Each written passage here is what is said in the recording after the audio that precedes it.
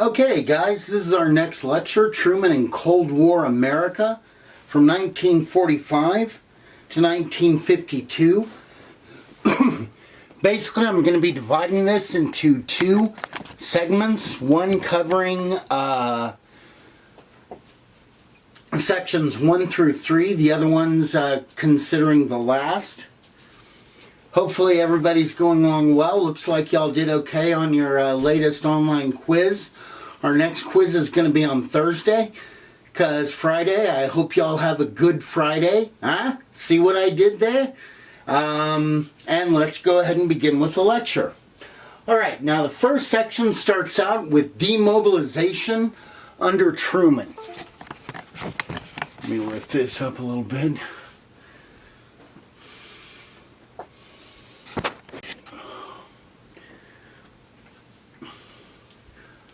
Demobilization under Truman. Alright, now to start out with Truman, his background and character, Roosevelt and Truman were like night and day. Unlike Roosevelt, who went to Harvard and Columbia, Truman had no college whatsoever. He didn't have any inherited wealth, no early connections with the movers and shakers of society. He didn't grow up in cosmopolitan New York, but instead Independence, Missouri, an unglamorous town near Kansas City. He served in World War I as a captain in the artillery in France. Afterwards, he went into a clothing business. He had his own haberdashery, men's clothiers, only to have it fail in 1922. But luckily, he was elected county judge in 1922. He was defeated in 24, but he was back in stride by 1926. He became a senator by 1934, and he was chosen to be Roosevelt's vice president during his last term. And of course, he was totally dumbfounded when he was told of Roosevelt's death and his ascendancy to the presidency.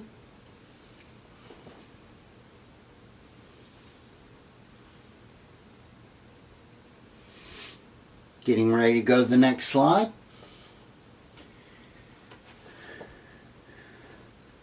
So even though he wanted to continue and enlarge the New Deal programs, he was shot down by Congress. And the huge thing he had to deal with was the demobilization of our armed forces. Indeed, by 1947, our armed forces had gone from 12 million men to 1.5 million men. Truman called it a disintegration. And by 1950, our armed forces were down to only 600,000. This is despite the climbing internal tensions.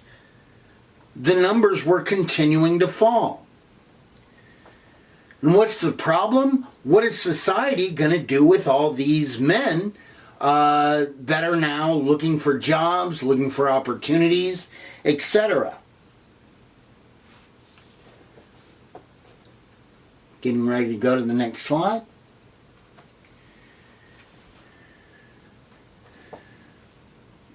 Well, the veterans that returned home eagerly returned to wives and excited by not only the seemingly unlimited future, but also rejoining the lives with their wives. The population soars in a baby boom.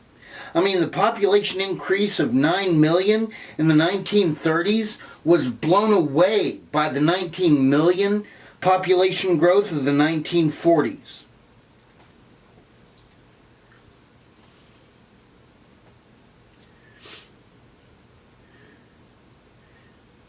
Getting ready to go to the next slide.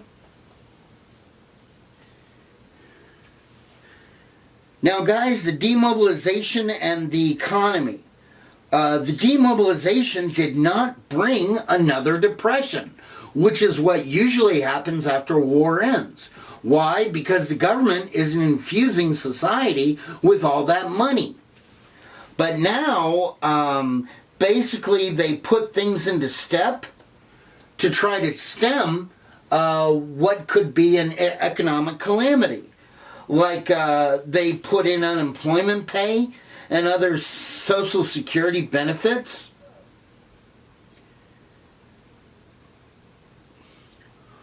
Also, they had passed the Servicemen's Readjustment Act of 1944, also known as the GI Bill of Rights, which, by the way, is still in place and does well for some of the veterans once they leave their service.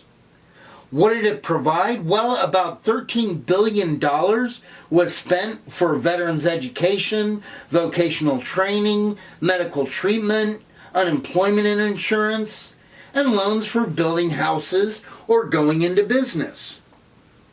Now, why are they going to do that? Because, guys, if you have your servicemen in college, not only are they becoming a more educated workforce, but you can give the society time to transfer so that jobs will be available upon their graduation.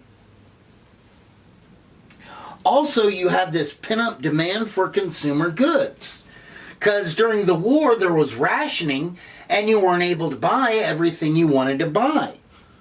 But now you have an American public filled with wealth, as well as the want, that want to go out and buy consumer goods.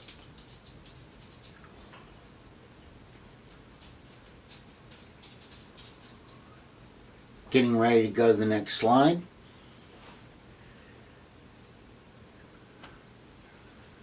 So instead of having deflation and economic hard times, you have the exact opposite, inflation. We had so much success that rather than worrying about the depression, inflation was the economic problem that we now worried about. For example, the first thing, you had labor demanding wage increases, especially now that the war was over. So the unions try to return to the power of the strike for more pay, beginning with the United Automobile Workers walkout at General Motors. A series of strikes struck labor as early as 6 weeks after the war to bargain with management. Now, the U.S. government would use wartime measures to seize companies, but ended. Instead, they lifted price controls because during the war we said things can only cost so much. And of course, the management was arguing, hey, we can't pay these guys more because basically you've bound us in that we can only charge so much for our goods. So the U.S. government lifted that.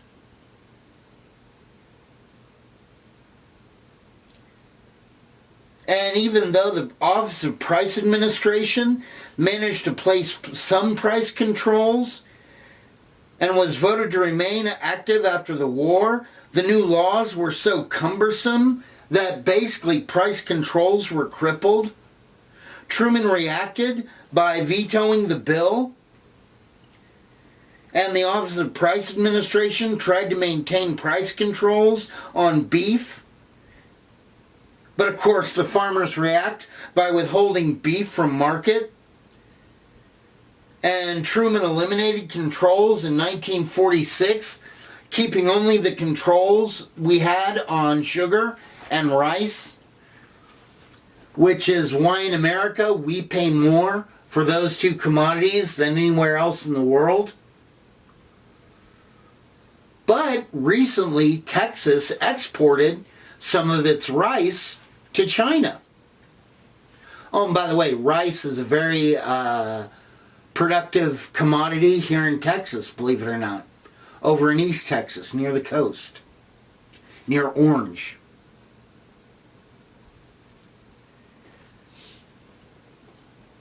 Alright, getting ready to go to the next slide. Now, Truman's early domestic policies. Well, congressional elections of 1946, showed a lot of discontent with Democrats. Basically, many people blamed the Democrats for raising prices and for labor strikes, which of course went to higher wages, but they also went to higher prices. Truman fired his Secretary of Commerce, Henry Wallace, due to a disagreement over foreign policy, which caused a lot of people on the left, the Democrats, not to support him. And Republicans really lay in on him, saying to err as Truman. And basically they won majorities in both houses of Congress, which is the first time they had done that since 1928.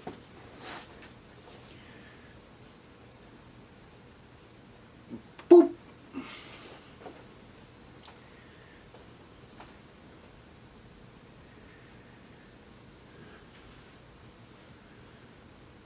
All right, let's get ready to go to the next slide. So now that the Republicans are in charge, what do they propose to do to solve the issues? Well, first off, they passed the Taft-Hartley Act, which was passed to curb the growing power of unions.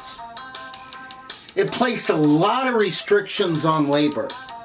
Like, even though unions called this the slave labor bill, the act banned closed shops, which was a factory or a workplace where non-union workers couldn't be hired. Even though it did allow what's called union shops. A union shop is where new workers were required to join the union after they were hired. But if you weren't a member of the union, that was okay. And it made many of the union strike tactics illegal, like secondary boycotts, jurisdictional strikes, the refusal to bargain, limited campaign contributions.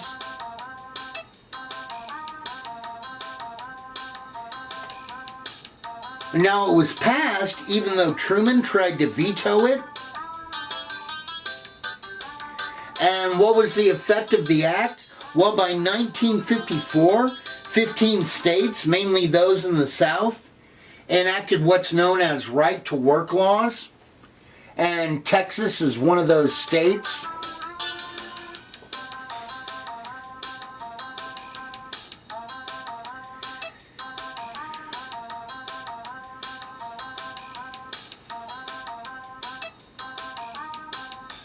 All right. Ready to go to the next slide? Here we go. Now, of course,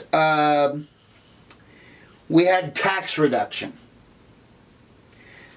Now, the only problem with this is the government had accumulated a huge debt during the Depression, trying to help out Americans.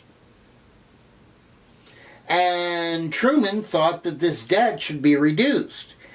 While people turned to the government to save them when times were bad, he felt that when times were good, they needed to raise taxes to pay for the deficit. Only problem is, that didn't happen. Indeed, Truman vetoed a $5 billion tax cut that was passed by Congress. So what does Congress do? They simply override his veto.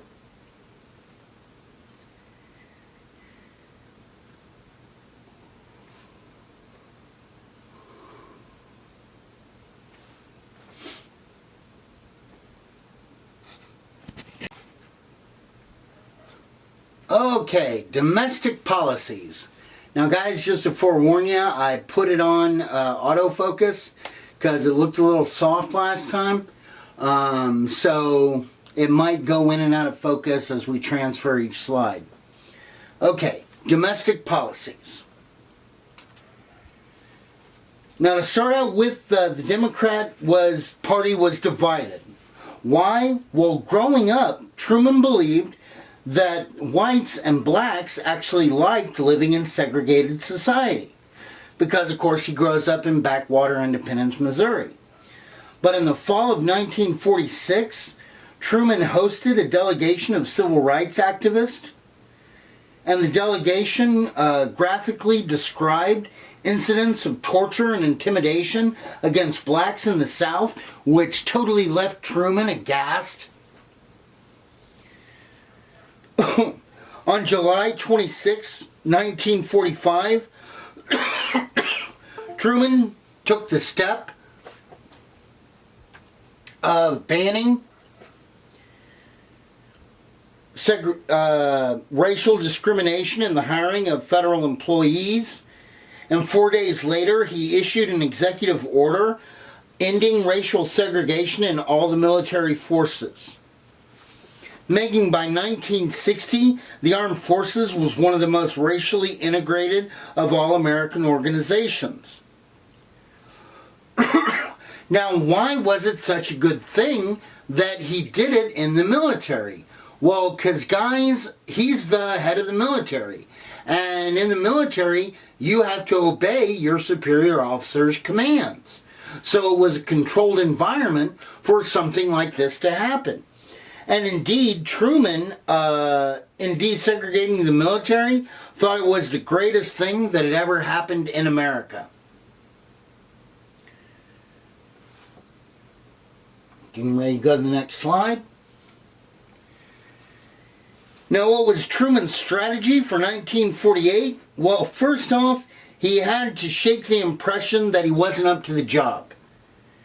He wanted to go to the New Deal stalwarts and party regulars, even trying to nominate Eisenhower for the 1948 presidential nomination if General MacArthur had won the Republican nomination.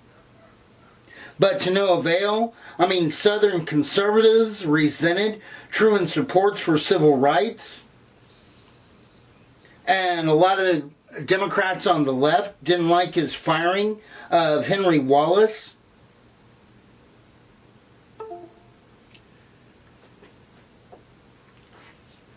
Getting ready to go to the next slide. I don't know why my computer keeps on flashing that thing up. It only does it when I'm trying to film. Curious.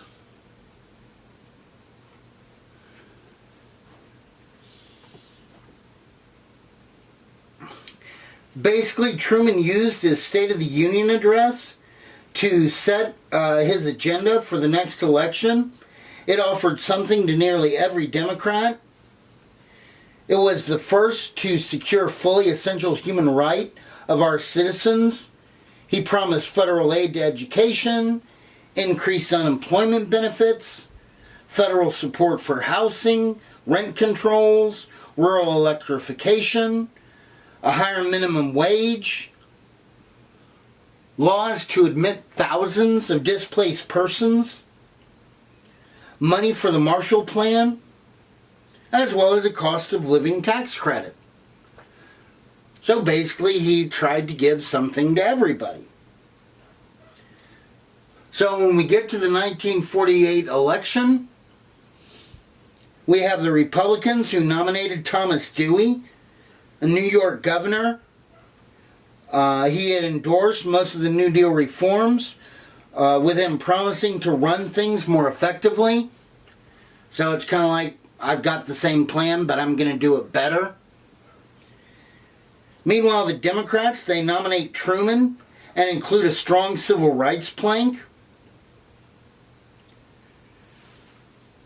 The Southern conservatives, who had left the Democratic Party, formed the States' Rights Democratic Party, or the Dixiecrats. They nominated J. Strom Thurmond. And the Democratic left, who didn't like his firing of Wallace, they split off and formed the Progressive Party, nominating Henry Wallace. And everything seemed bleak for Truman. He set out on a 31,000-mile whistle-stop tour. Getting ready to go to the next slide. To which his supporters cried out, "Give him hell, Harry." To which Truman responded, I don't give them hell, I just give them the truth and they think it's hell.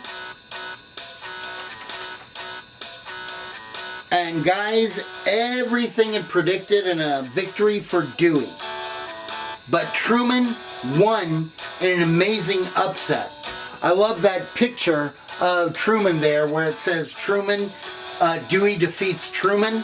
Because basically, guys, it looked like he was going to be the winner. And if you wanted to sell the most newspapers, you had to get your newspaper out first. So, of course, they printed something that wasn't true, and there you have Harry Truman holding it up. Basically, it was the biggest upset in American history. 24.2 million votes, 49.5% to Dewey's 22 million, 45.1%, giving him 303 electoral votes to Dewey's 189.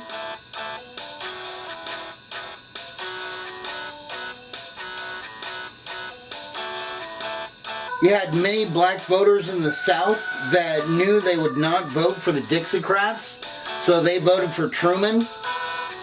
And also, you had Democratic majorities that swept Congress, basically sweeping in like Hubert Humphrey and landslide Lyndon Baines Johnson were swept into Senate seats.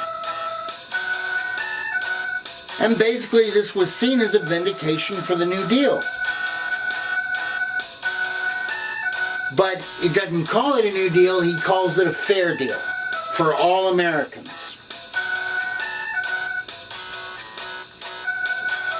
So what happened to the fair deal proposals?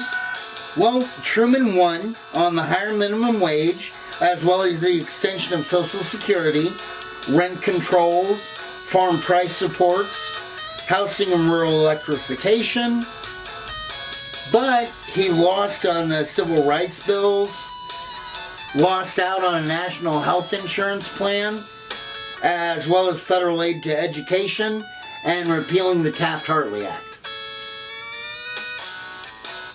So you win some, you lose some. But internationally, what's going on? Well, we'll find that out in the next slide. The Cold War heats up.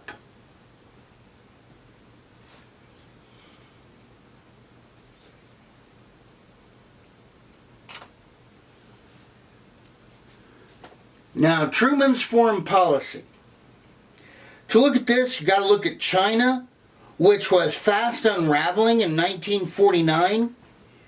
You basically had the Chinese nationalists under Chiang Kai-shek that were fighting against the communist leader, Mao Zedong. Now, who was Mao? Well, Mao Zedong began to rebuild the Communist Party in China in 1927. And Chiang Kai-shek threw him out of the army. And instead of organizing from workers, he turned to the peasants for support. The nationalists, they're able to drive him out of his southern stronghold. And he and his followers go on the Long March from 1934 to 1935, finally settling in northern China at Yan'an. And with the outbreak of war with Japan in 1937, a lot of the pressure against Mao is taken away. And now the communists could also appear patriotic by fighting against the Japanese.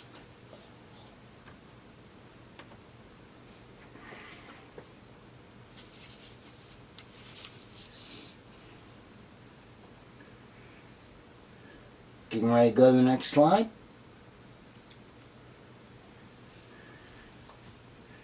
Now, both America and the USSR believed that the nationalists would reorganize and take over after the war. And although the commanders of American forces in China found Chiang's government totally corrupt, tyrannical, and inefficient, they continued to support him after the war, because he's not a communist. Containment, containment, containment. But soon it became a losing battle for Chiang against the communists, because the peasants are loyal to Mao, and Mao was the guy who had fed them and provided them with weapons during the war. And by early 1949, Mao's forces had control of the capital at Peking, Beijing, as well as, and were moving south. By the end of the year, they had taken Canton, and the nationalists had fled to the island of Formosa, also known as Taiwan. And we continue to recognize the national government in Taiwan for another 30 years.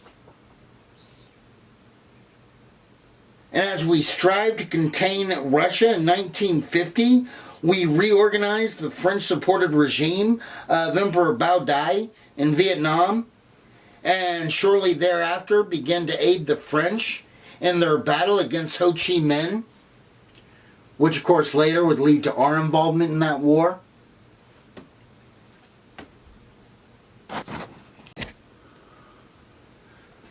Alright, getting ready to go to the next slide. We have the National Security Act passed. Now, what's this? This basically was a response to investigations about what had happened at Pearl Harbor. Uh-oh.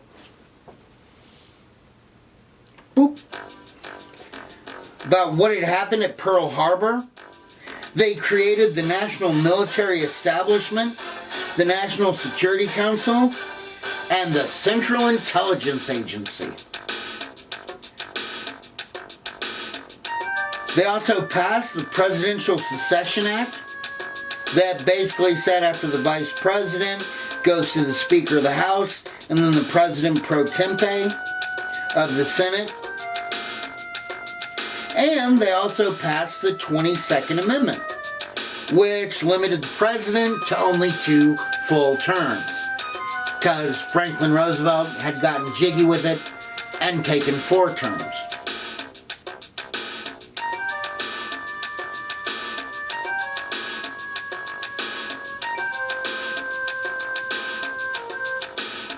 Alright, getting ready to go to the next slide. Now, why is America becoming so kind of paranoid about steps we can take? Because, guys, we're starting to get into the Cold War.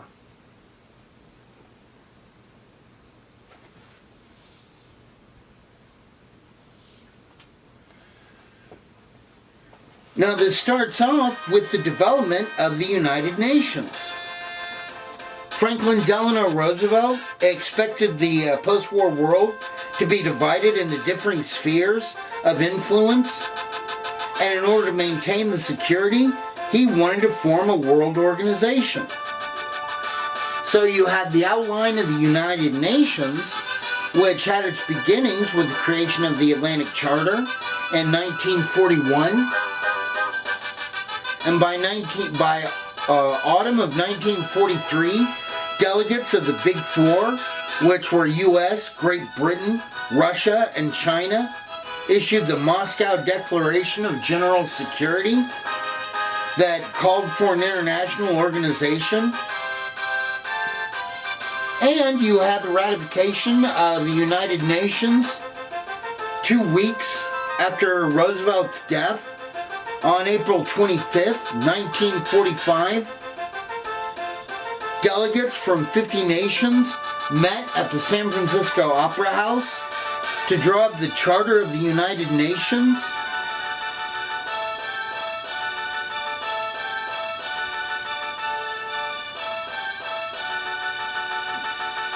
You ready?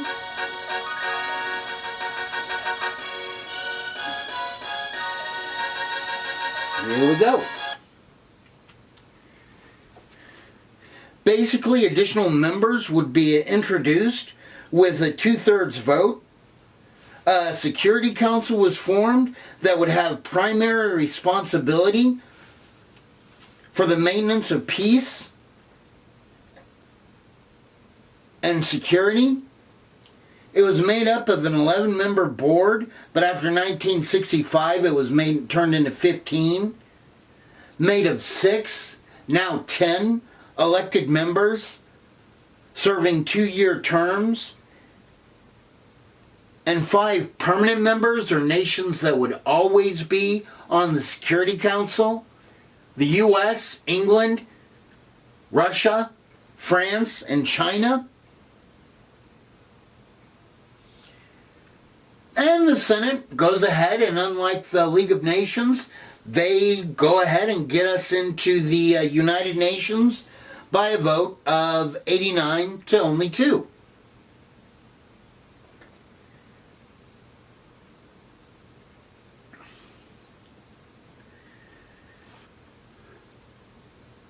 And now that we got this world thing going on, is everybody going to be buddy-bud? No. Getting ready to go to the next slide. Us and the Soviet Union were not the best of friends. I mean, the relationship between us had always been a troubled one. Even before 1941, suspicion and distrust marked American-Soviet relations. When they dropped out of World War I, Britain and France and even the US kind of give them the cold shoulder diplomatically. I mean, America, if you remembered, we'd even sent troops to help to support the Tsar that didn't even leave Russia until 1920. We don't recognize them until 1933. And the signing of the alliance with Hitler didn't help very much at all. And once they become our ally in World War II, a whole kind of uneasy truce surrounded our relationships, especially as the war was coming to a close. Now, how is Truman going to deal with this? Well, basically, Truman tried to create American spheres of influence all around the world. But the events of 1945 make that more difficult.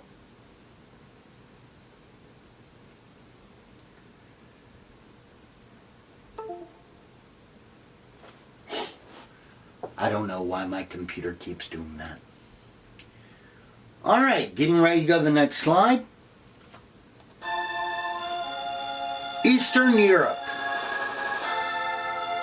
Guys, basically you had Russian violations of the Yalta Agreements. As early as 1945, a Russian move to prop up compliant governments in Eastern Europe, breaking the Yalta Agreements, where they were supposed to allow and choose a representative form of government. You also had communist takeovers with puppet governments installed in Poland, where it moved its capital from Lublin to Warsaw in February. They also set up a puppet government in Romania in March.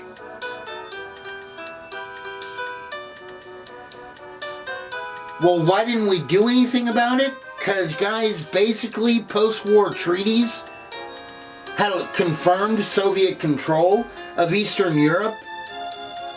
American forces withdrew from Soviet areas of occupation in Germany.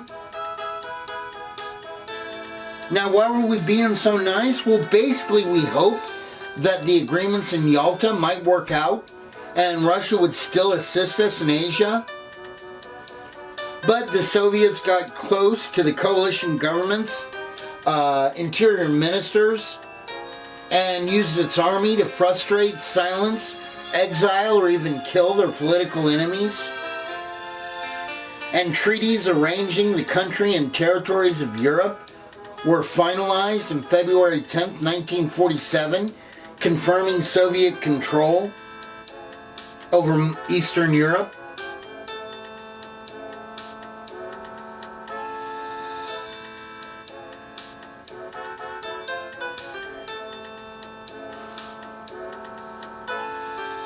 Alright, getting ready to go to the next slide.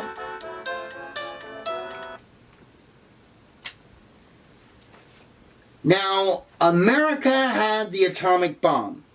And guys, America is, think about this. America had the power to take over the entire world. Because we were the only ones with the atomic bomb. And we didn't do it. We are the only civilization in the history of the world that didn't do that.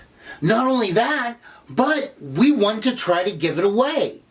In 1946, a proposal to set up an administration to internationalize the control of atomic energy was set up. The plan was sent to the UN. Their Atomic Energy Commission was created for the International Atomic Development Authority, giving it the monopoly of atomic explosives and atomic energy. But what happens? The Soviets, they got afraid of this. They're afraid of the Western domination of the agency, and instead they proposed to outlaw the manufacture and use of atomic bombs, and they vetoed the plan. So after they veto the plan, the U.S. says, okay, I'll take my stuff and go home. And we abandon our want to internationalize this.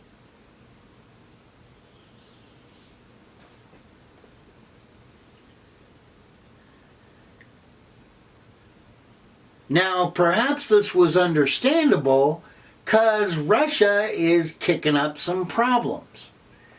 Getting ready to go to the next slide.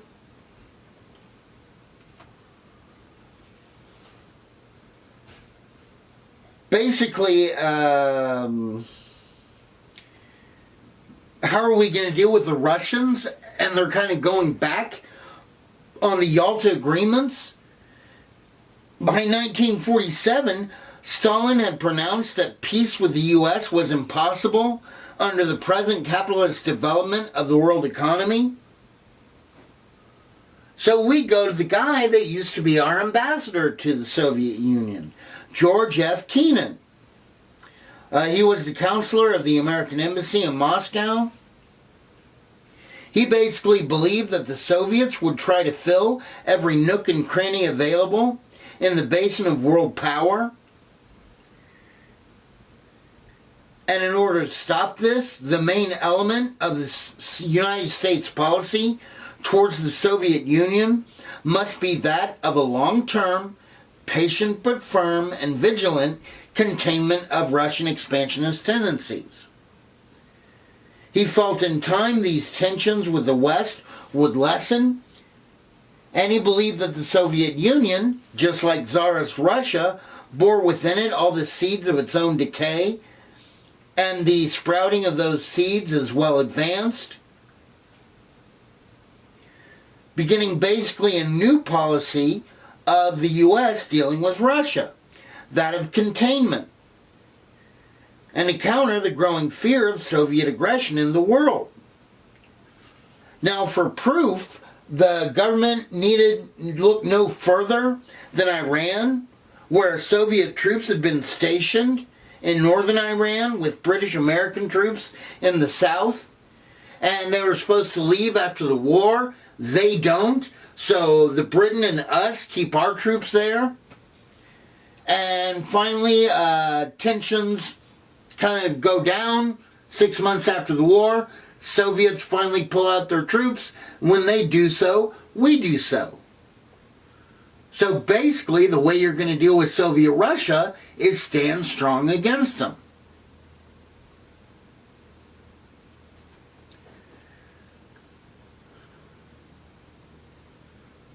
Okay.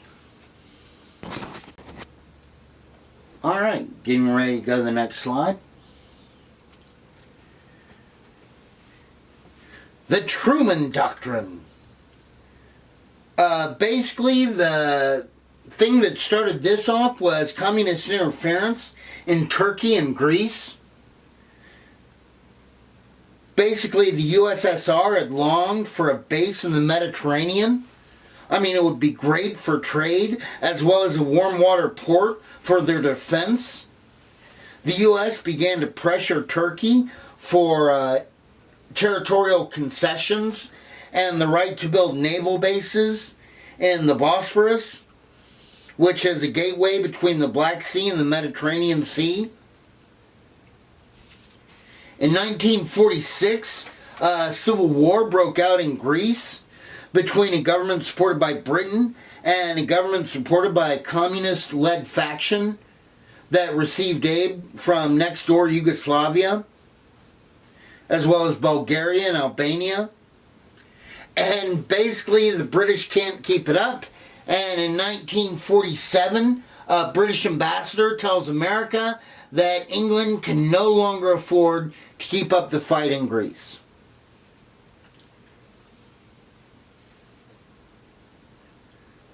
So what is America going to do now that we're all about standing strong against communism?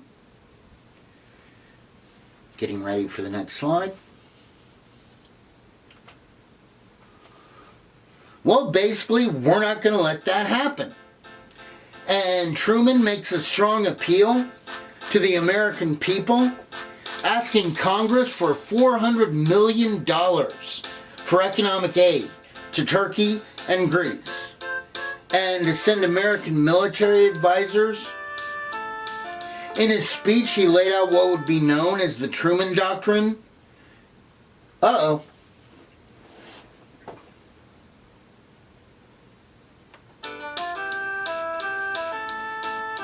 The Truman Doctrine is basically the policy of the United States to support free peoples who are resisting attempted subjugation by armed minorities or by outside pressures.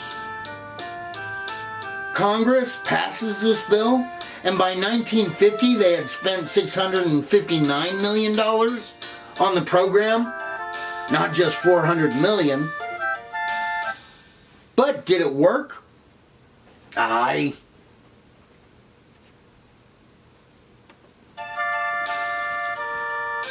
Well,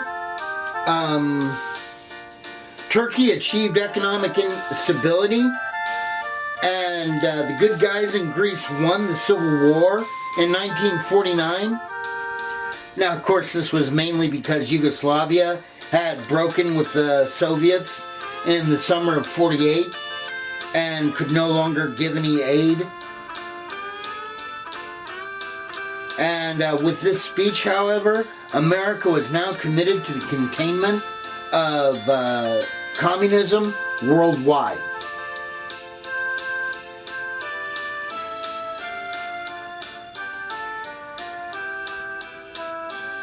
Alright, getting ready to go to the next slide.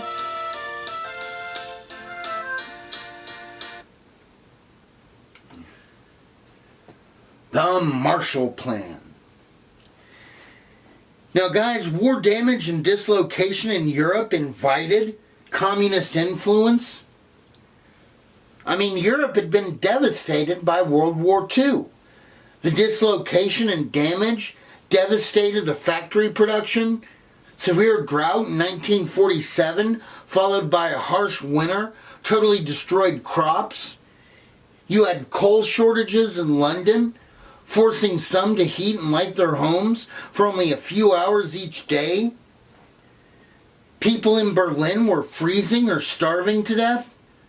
The whole transportation system was in shambles. Now, the communist parties in France and Italy were prospering. Because, guys, remember, basically, you know, you want... No, I won't say that.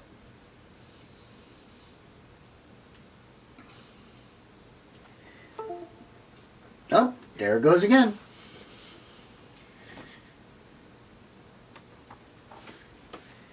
Aid from the United Nations helped a little with necessities, but it wasn't enough money to get recovering going or the economies started back up.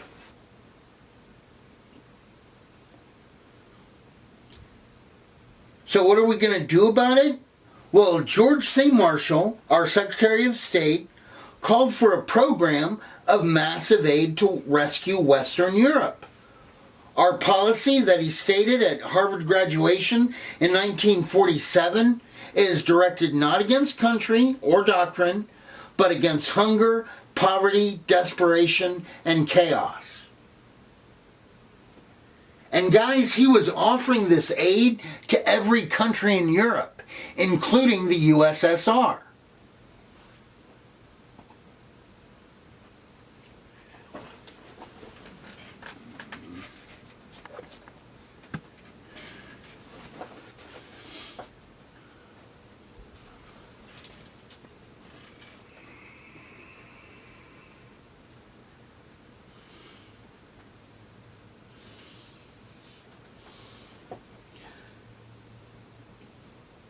Okay, next slide.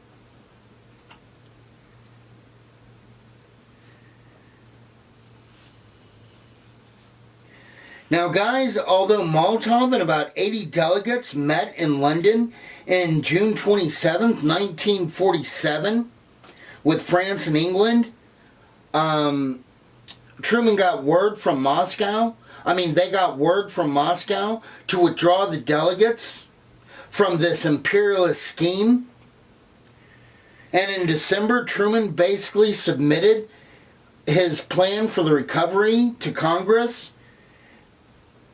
And if anybody had any doubt, in February there was a communist coup d'etat that ended the last coalition government in Russian-occupied Europe. So the Marshall Plan was passed and lasted from 1948 to 1951, pouring more than $13 billion into Europe.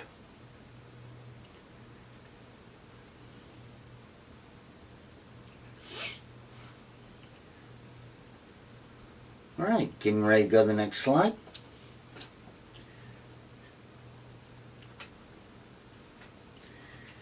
And a divided Germany.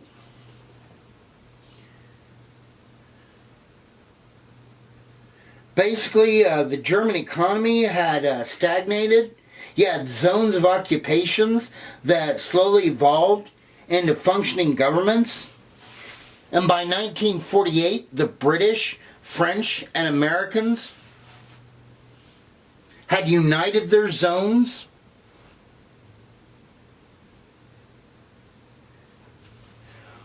Where in the West, the Germans then organized their state governments and elected delegates and wrote up a constitutional convention.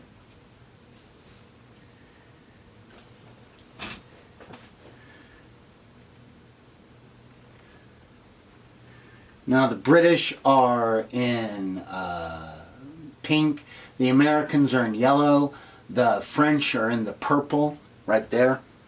And the reason why the French zone might look so small is basically because, according to the treaty that ended the war, France didn't get anything. Basically, both England and America gave France their own little section. Well guys, now that you had a united Germany, this scares the Willikers out of the Soviets, who call for the Berlin blockade. Basically, the Soviet leaders reacted to this unification, and in April of 1948, they began to restrict traffic to West Berlin, and by June 23rd, they had stopped all traffic. Basically, the Soviets hoped this blockade would force the Allies to either give up Berlin or their plan to unify West Germany. But guys, remember, we're stuck on containment. We're not going to have that happen. And the U.S. military commander stated, when Berlin falls, Western Germany will be next. If we mean to hold Europe against communism, we must not budge.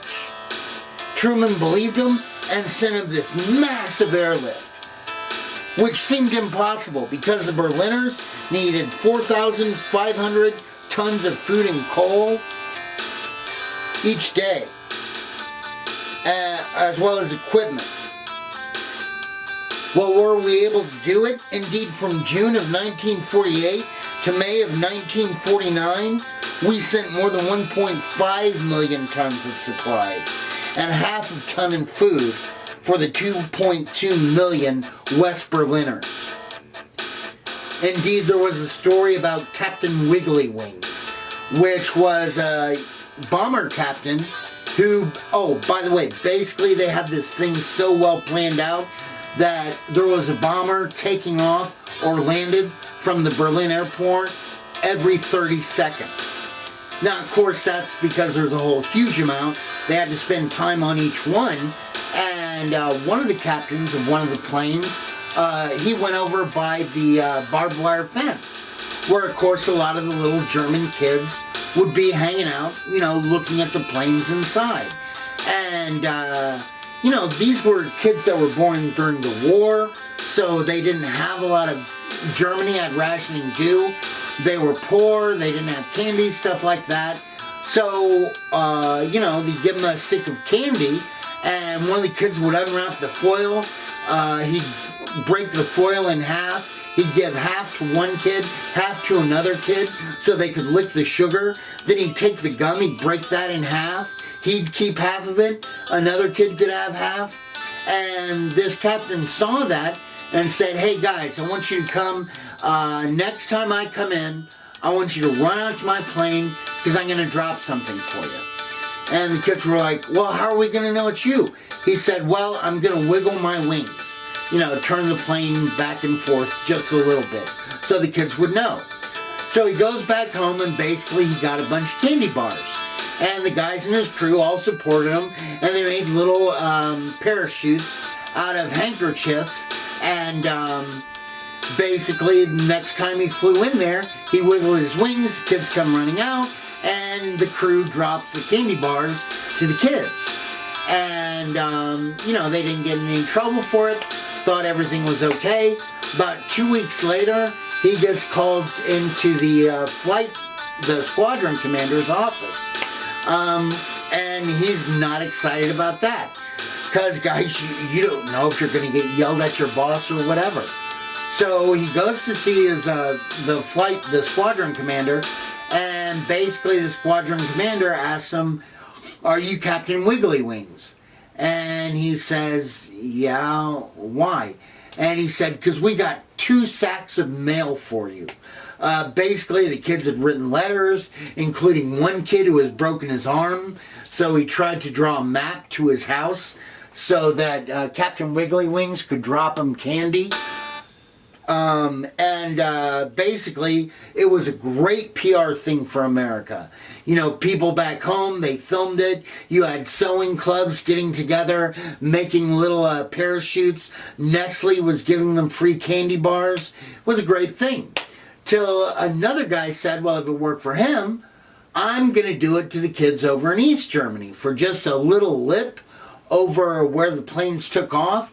They had to fly over East Berlin. So this captain goes and he drops some candy in East Berlin. As soon as he got back, the flight squadron calls him in and says, did you land candy in East Berlin?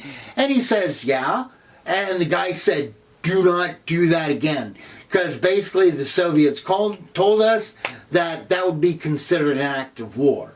So kind of a difference between the way the two countries are running things. All right, getting ready to go to the next slide.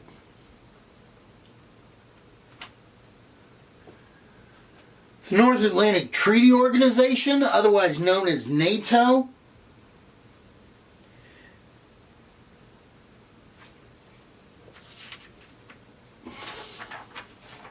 oh, I forgot to tell you, by May of 1949, the Soviets lift the blockade in exchange for a meeting of the Council of Foreign Ministers in Paris, where the German Federal Republic was allowed in the east, and in the west we have a German Democratic Republic arising in the eastern zone.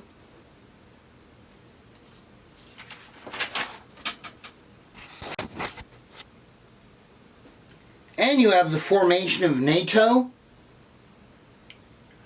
Basically, as relations between the USSR and the US were degrading We want to build up a military alliance for the commitment of Russia, or the containment of Russia.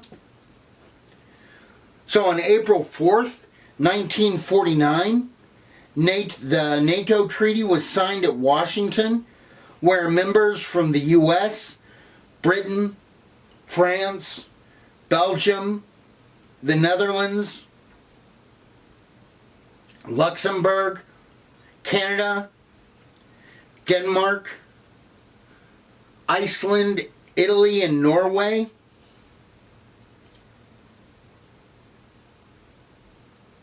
as well as Portugal all signed it.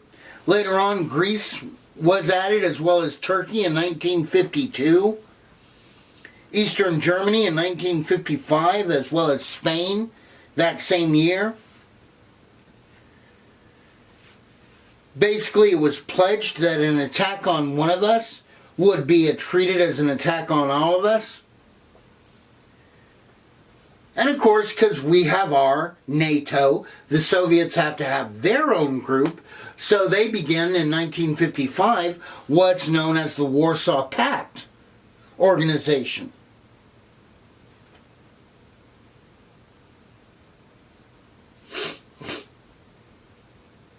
Getting ready to go to the next slide.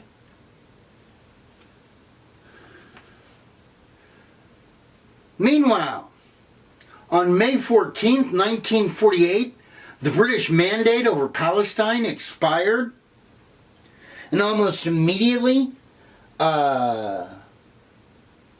Jewish leaders claimed the independence of Israel. And Truman, who had been in close touch with Jewish leaders, as well as the pleadings of one of his former business partners, ordered the recognition of the new state within minutes.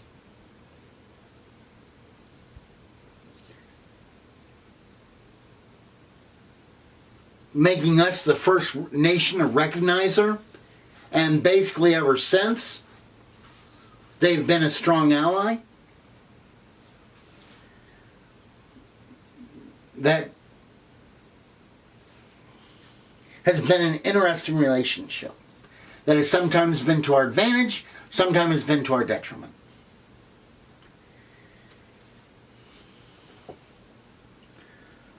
All right, I believe that's the end of the first part.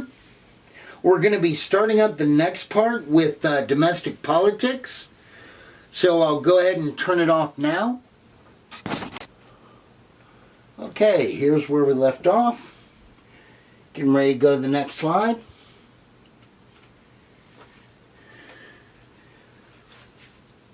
Problems of the atomic age. Guys, something happens in 1949.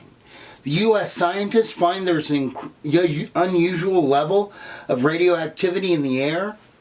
This was evidence that Russia had set off a nuclear device.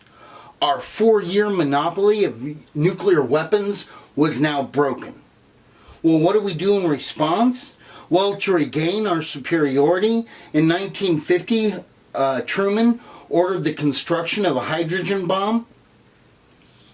Also, we want to have options outside of going nuclear.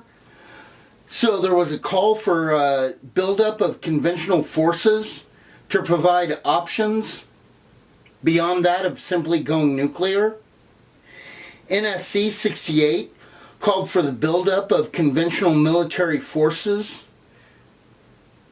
so that choices beyond nuclear might be had. This represented a long-time departure from the American tradition of not keeping large standing armies. But now, guys, we're committed to it.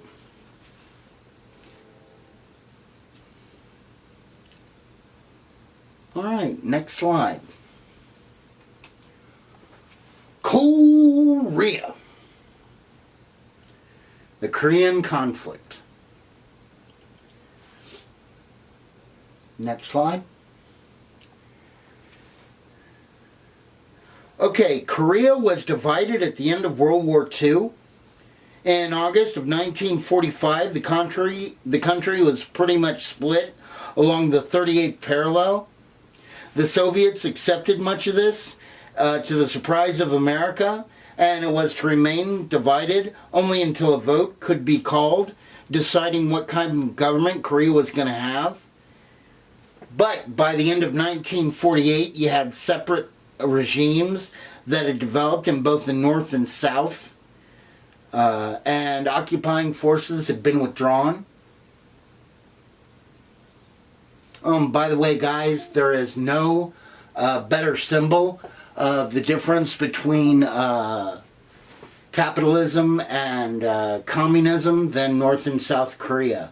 In the years since South Korea in 1945 to now, basically they've just gone from being the majority being rice farmers to now they're one of the most industrial and prosperous nations in the world. North Korea has seemingly gone a little backwards. And much to everybody's surprise, North Korea invaded South Korea. Materials from Soviet archives showed that Stalin did encourage the North to invade the South, even providing North Korea with a war plan that would have gotten them North Korea to attack and seize Seoul within just 3 days, and all of South Korea with a week. So North Korean forces crossed the boundary on June 25th, 1950 and swept down the peninsula. Truman was again totally aghast, saying this attack on upon Korea, makes it plain beyond all doubt that communism has passed beyond the use of subversion to conquer independent nations and now use armed invasion and war. And he knew that he had to react quickly. So an emergency meeting was called at the United Nations, and the Soviet Union was boycotting the council at this time for us not ceding communist China on June 27th. For us not ceding communist China.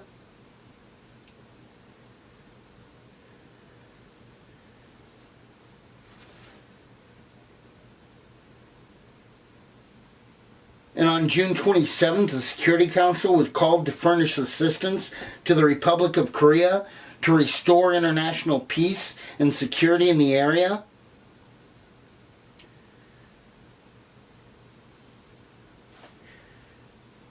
Going to the next slide. Now, 14 nations were involved in sending forces, including England and Turkey, even though the largest part came from America, where Truman ordered naval, air, and ground forces into action.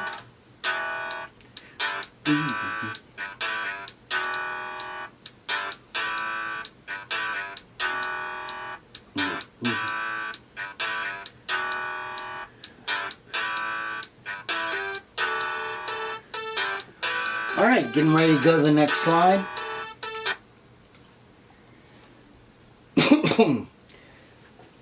Now, General Douglas MacArthur was chosen as to command the U.S. forces, and this war would be carried out by order of the President, not by Congress.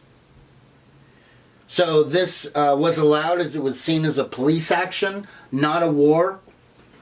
So Korea actually isn't a war, it's a conflict. And Congress never voted on a declaration of war.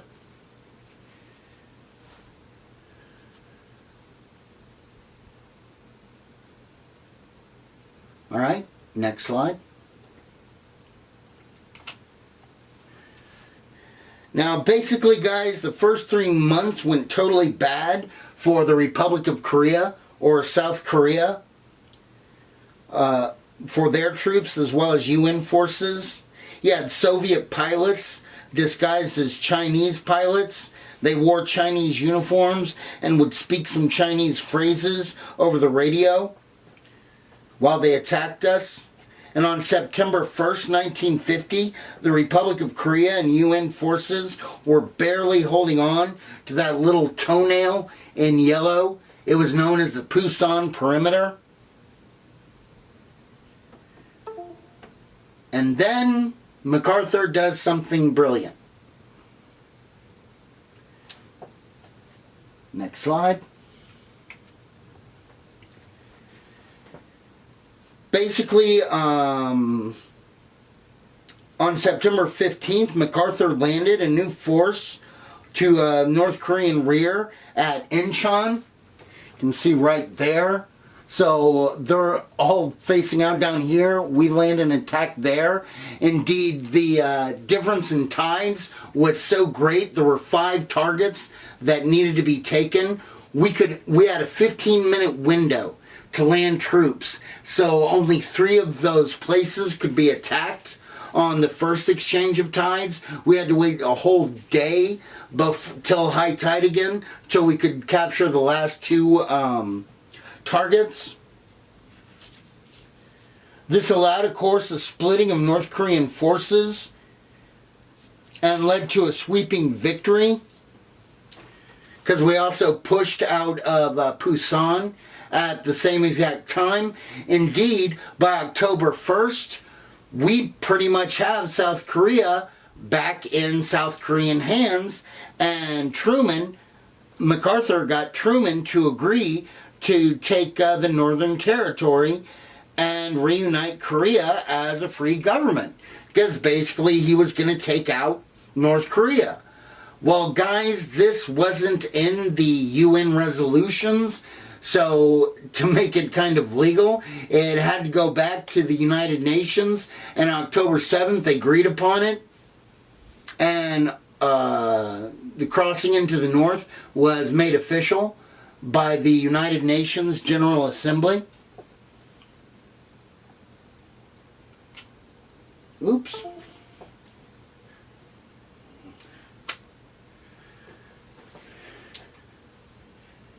Indeed, on October 20th, China announced that it's not going to be standing by, because remember, they're the country that's north of North Korea, and they don't want a democracy that close to them. They tell us that they're preparing their troops. MacArthur announced that the war is going to be over by Christmas, because we were advancing so fast. But then the night of November 25th happens, where basically Chinese communists, the volunteers, counterattack, launching human waves with the support of troops and planes that are easily able to defeat the overextended American troops. Of course, MacArthur gets the blame, and he turns around and he blames Washington on the attacks and the setbacks.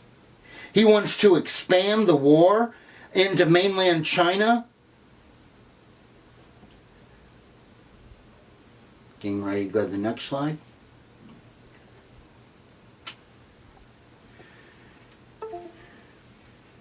And basically, because he's trash talking the president, things aren't going very well for him.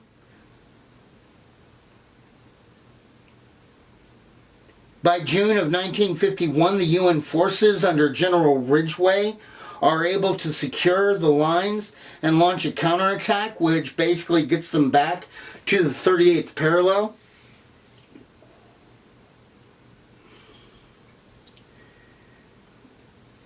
I'm ready to go to the next slide.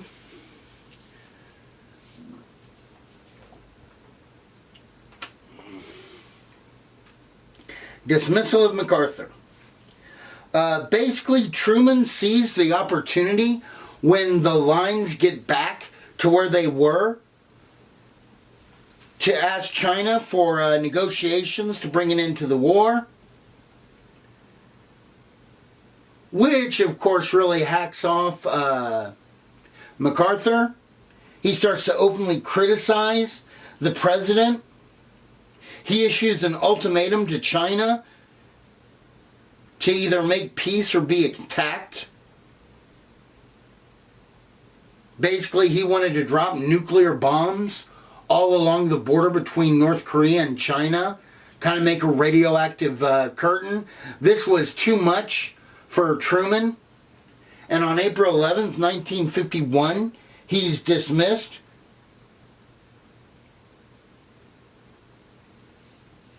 This was with the support of the Joint Chiefs of Staff. He's replaced with Ridgway. Getting ready to go to the next slide.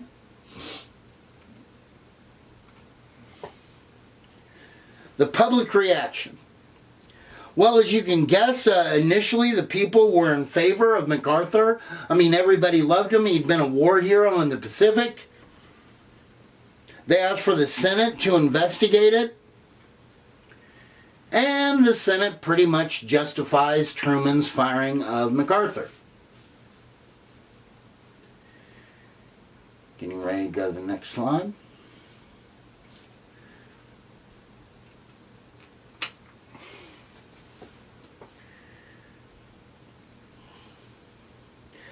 In June 24th of 1951, the Soviet representative at the UN proposes a ceasefire and armistice along the 38th parallel.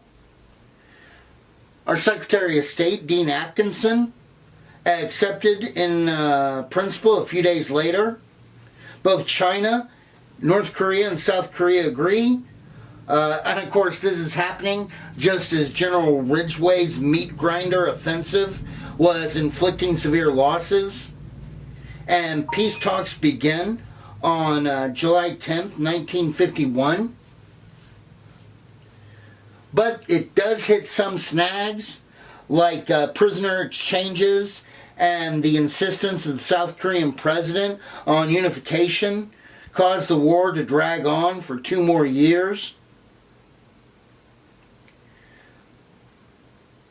But a truce was finally signed on July 27th, 1953, creating a demilitarized zone.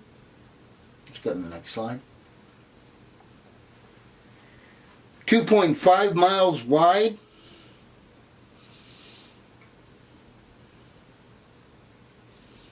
Just a little north of the 38th parallel. No final peace conference ever took place. The repatriation of prisoners would be voluntary and supervised by a neutral commission. So guys, the conflict in Korea never ended. It's still incredibly hot. As some of you might have figured out about the big deal about Trump opening negotiations with North Korea to try and end this thing. What were the costs to America? Well, basically, we had 33,000 casualties and battle deaths. South Korea had about 1 million. North Korea and China had 1.5 million.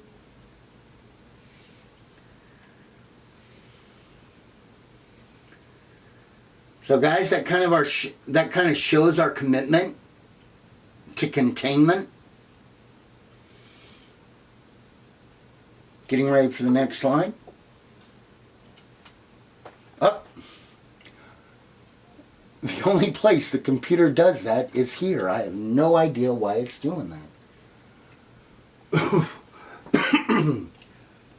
Another Red Scare. Well, guys, here in America, we were freaking out. What had lost is China. We had China fall. We had the Russians now had a nuclear device. What was going on? Well, the only thing that some people thought was that there were communists over here in America that were helping other people out. So you had the House Un-American Activities Committee, or HUAC, that was formed in 1938 to search for subversives in government. And in 1945, they found secret American documents in a communist-sponsored magazine.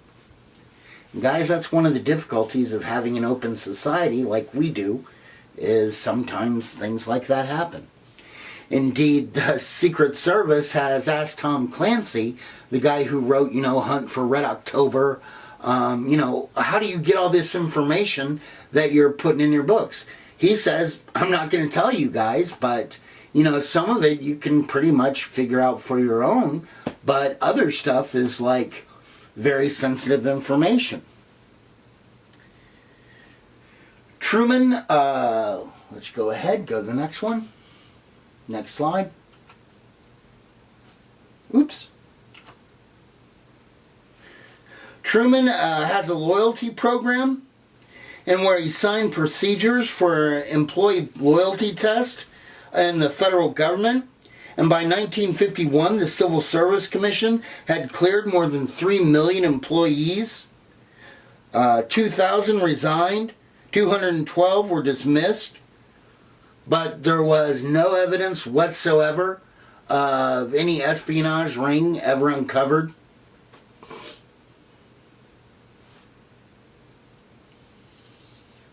All right, next slide.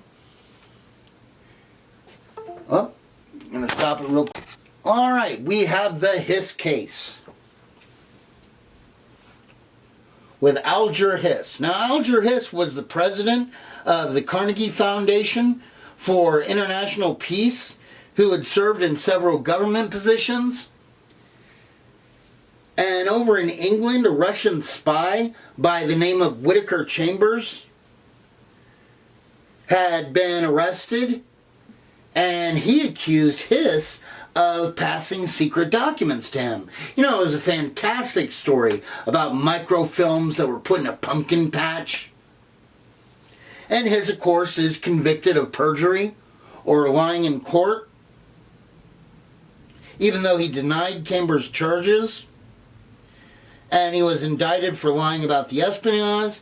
Hiss is infuriated.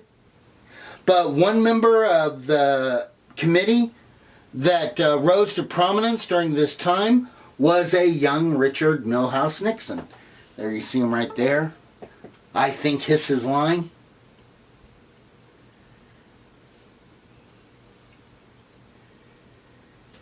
Getting ready to go to our next one.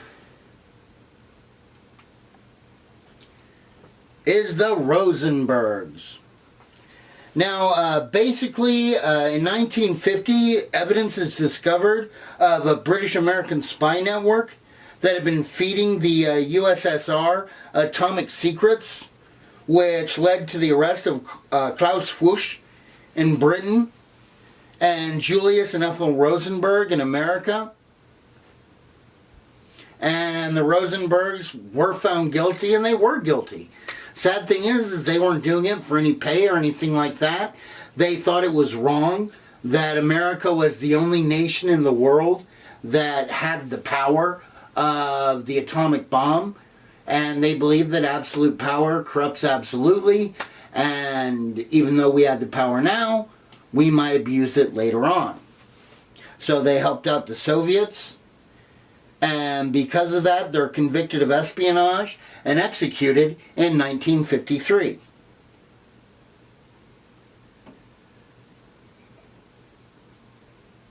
All right, getting ready to go to the next slide. Now, this environment of blame and everything like that was fertile ground for guys like Tail Gunner Joe. Because America had been a colossus in 1945. Then we lost Western Europe, China. We lost the atomic monopoly. Who's to blame for this? Well, basically, he claimed in West Virginia on February 9th, 1950, that the state government was infested with communists. And he held in his hands a list of their names. Now, guys, nobody ever saw the names on the list. He varied the numbers from 205 to 81 to 57. And a lot of people said he never had such a list. But McCarthy basically laid blame without any proof and with wild abandon combined with almost a religious zeal. So, of course, you don't stand against him because that'll label you a communist. And he never really uncovered a single communist. But with the U.S. in war in Korea, it was easy for him to gain followers. He was riding so high that by 1953, he even listed General George C. Marshall, the guy who came up with the Marshall Plan, as being disloyal and a communist.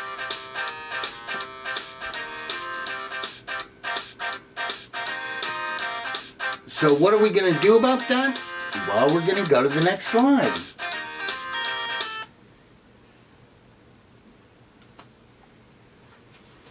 Basically, here in America, we passed the McCarran Internal Security Act because of communist fear. And it was passed over Truman's veto. Basically, it made it unlawful to combine, conspire, or agree with any other person to perform any act which would substantially contribute to the establishment of a totalitarian government.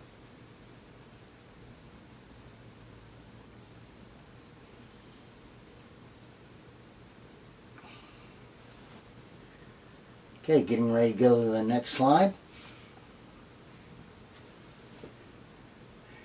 And basically, it tried to attempt to control communist activities.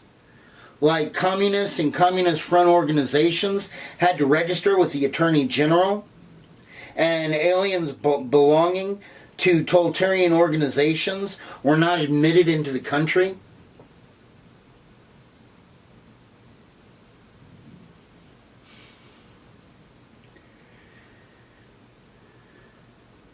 And thankfully this dies out. But we'll talk about that next lecture. Alright, that's the end.